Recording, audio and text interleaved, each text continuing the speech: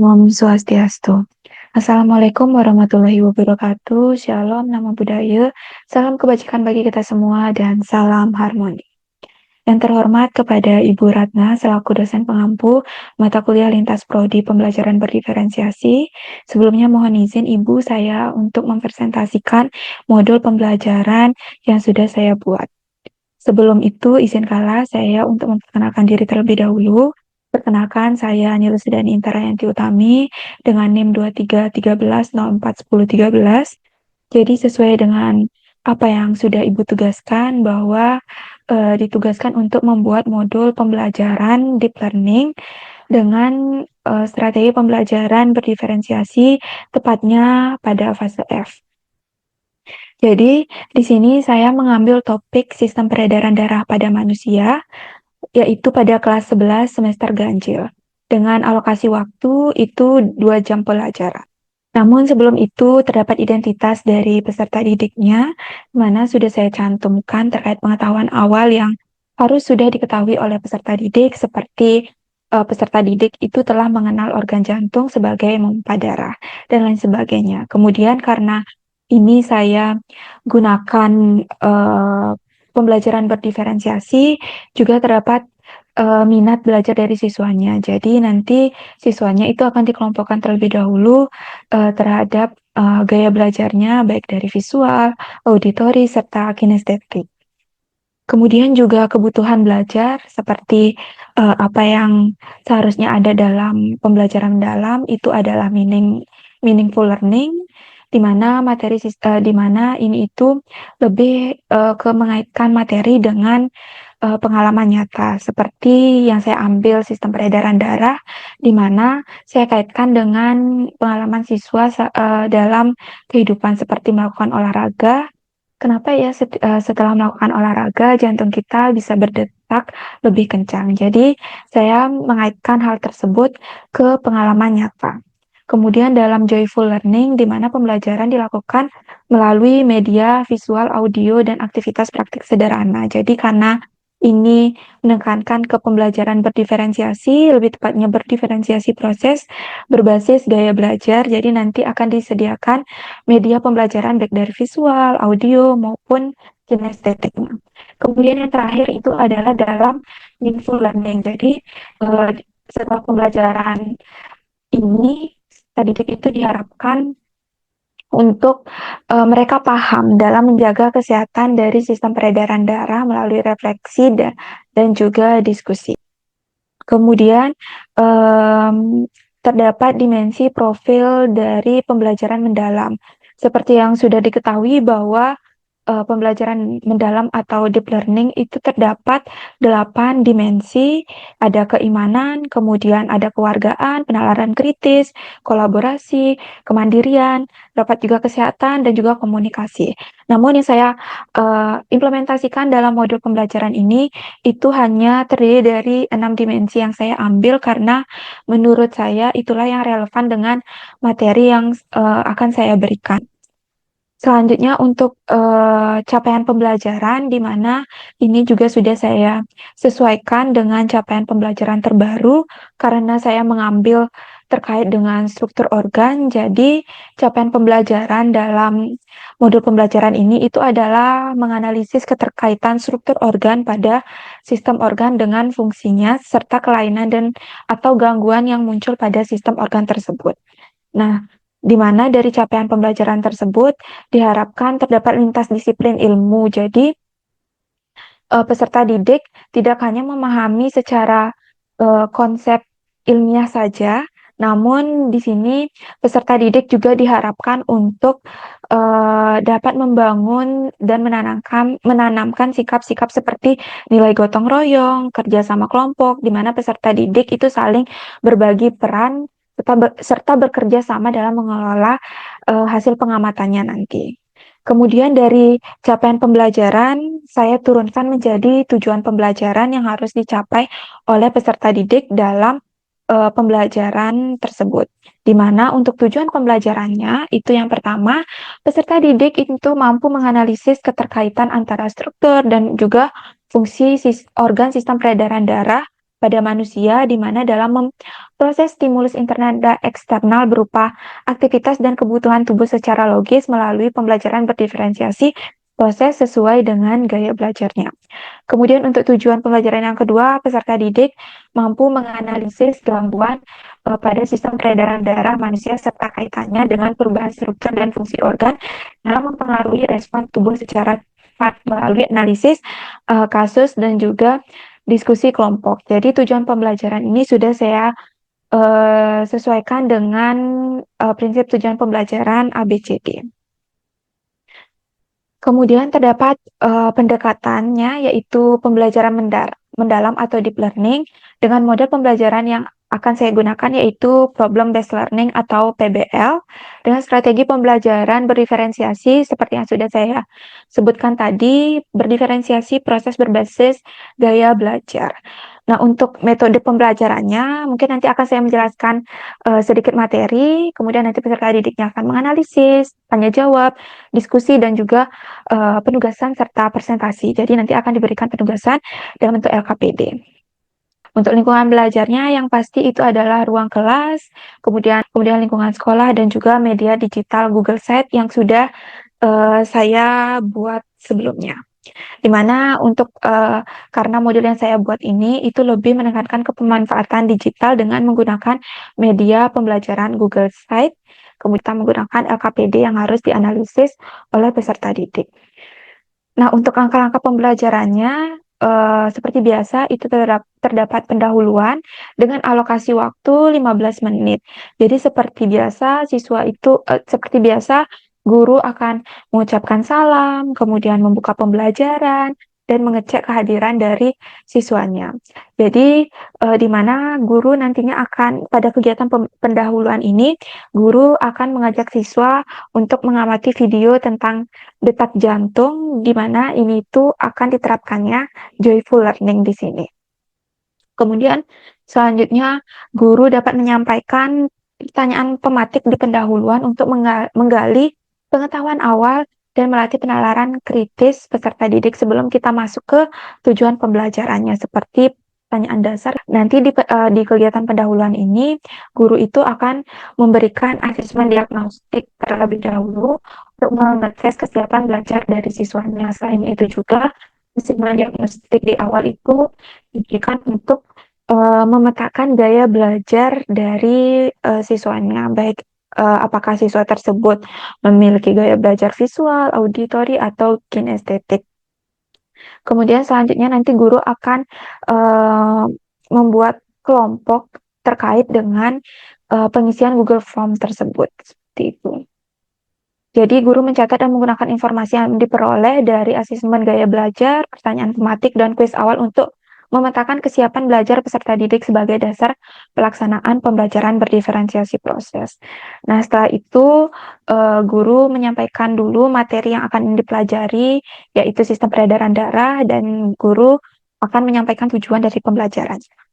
Kemudian di bagian inti, di mana di bagian inti ini sudah saya sesuaikan dengan sintak dari problem based learning. Terdapat 5 sintak, di mana yang pertama itu orientasi peserta didik kepada masalah. Jadi, guru akan memberikan masalah kepada peserta didik seperti yang sudah ada pada modul, di mana masalah yang diberikan setelah guru memberikan masalah, guru mengajak peserta didik untuk mengamati, memahami, dan memaknai masalah tersebut. Jadi di sini dapat meningkatkan penalaran kritis dari siswanya.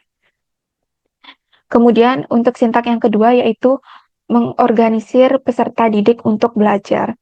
Jadi guru nantinya akan membagi peserta didik ke dalam bentuk kelompok sesuai dengan gaya belajar mereka masing-masing, di mana nantinya guru akan membagikan LKPD berdiferensiasi proses yang dapat diakses melalui media pembelajaran Google Sites yang bisa diklik melalui link berikut, di mana nanti penugasan yang diberikan itu dapat membangun kolaborasi antar siswanya.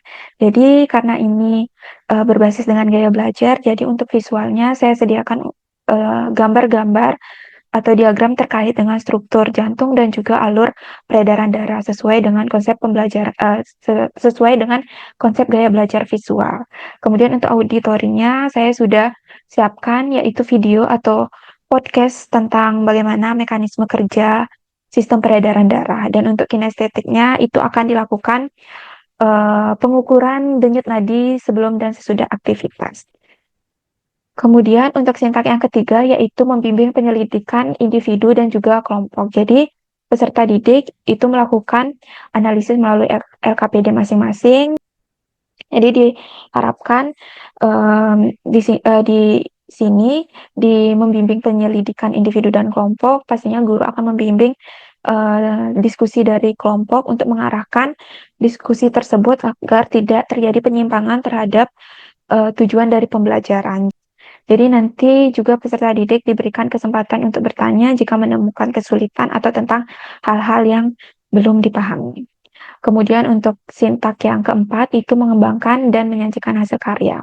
Jadi setiap kelompok setelah melakukan analisis dan juga pengamatan sesuai dengan LKPD-nya, setiap kelompok itu dimohonkan untuk mempresentasikan hasil analisisnya. Jadi walaupun mereka belajar dengan gaya belajar mereka yang berbeda-beda, namun diharapkan tujuan dari pembelajarannya itu tetap tercapai. Jadi walaupun siswanya itu belajar dengan gaya belajar visual, auditori atau kinestetik, namun siswa tersebut itu akan tetap sama memahami konsep sesuai dengan tujuan pembelajarannya.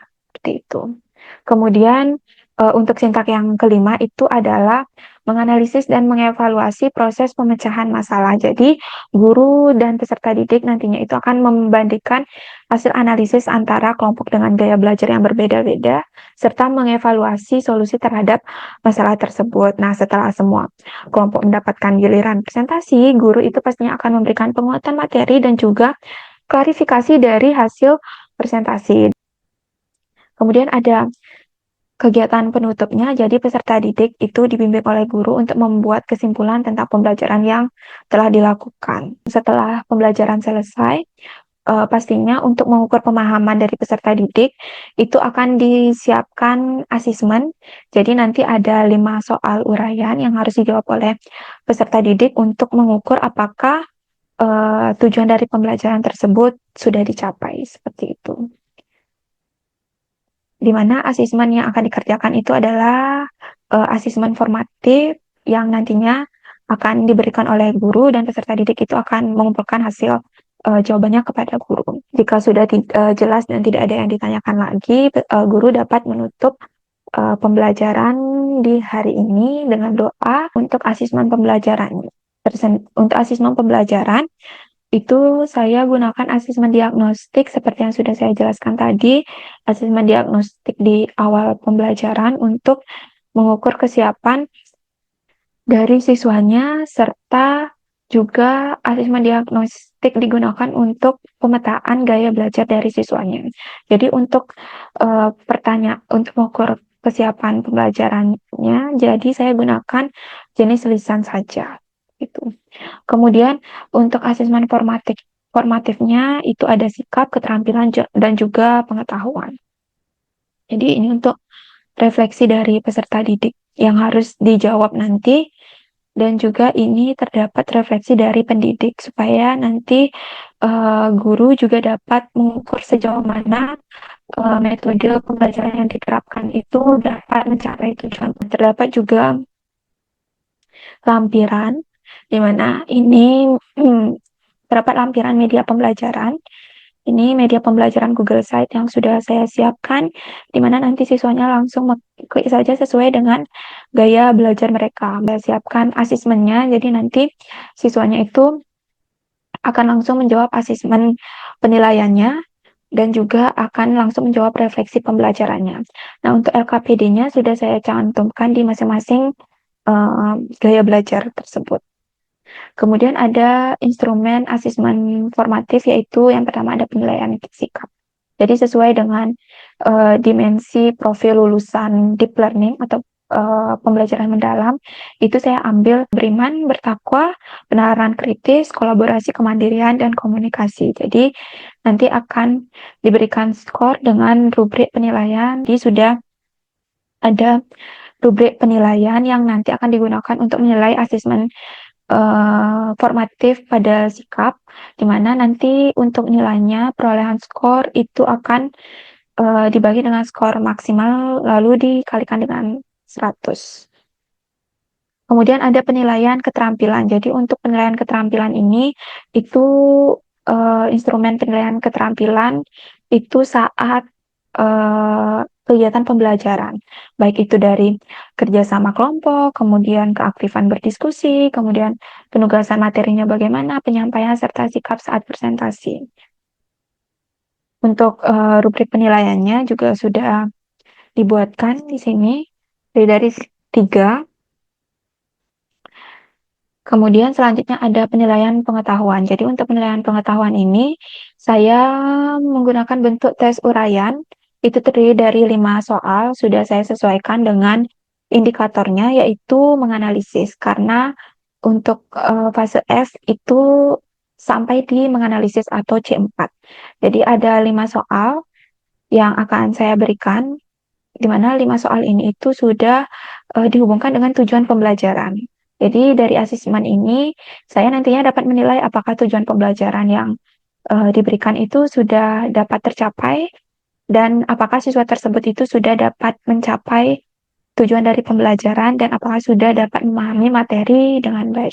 Jadi untuk rubrik penilaiannya, jadi setiap soal saya berikan rubrik penilaiannya di mana setiap soal dengan skor maksimalnya itu 4. Jika peserta didik tersebut sudah menjelaskan materi dengan sudah menjawab dengan lengkap. Terdapat 5 soal, di mana nanti skor maksimalnya, perolehan skor maksimalnya itu adalah 20 yang akan saya nilai dengan perolehan skor dibagi skor maksimal dikali 100. Gitu.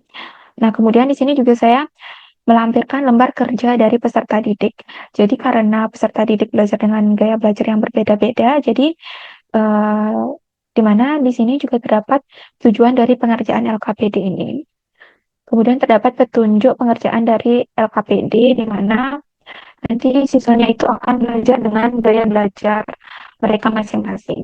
Jadi di sini juga sudah saya berikan permasalahan atau studi kasus yang harus mereka analisis dengan gaya belajar mereka. Jadi di sini untuk LKPD gaya belajar visual, jadi karena saya lebih banyak memberikan gambar di gaya belajar visual, jadi nanti siswa itu akan mengamati gambar jantung dan juga alur peredaran darah pada manusia yang sudah dijelaskan oleh guru yang sudah ada langsung pada media pembelajaran Google Site.